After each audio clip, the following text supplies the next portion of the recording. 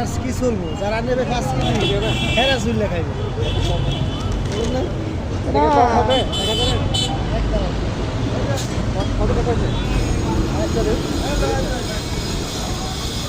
87 টাকা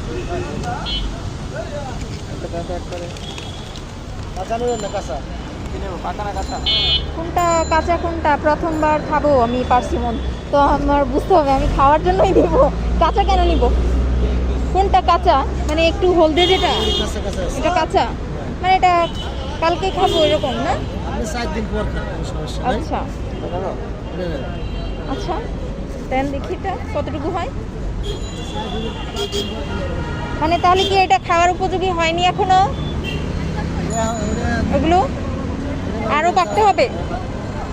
ওকে ওকে আলাদা দেখা কত টাকা দেবে হ্যাঁ পার্সিমন আমি প্রথমবার খাবো।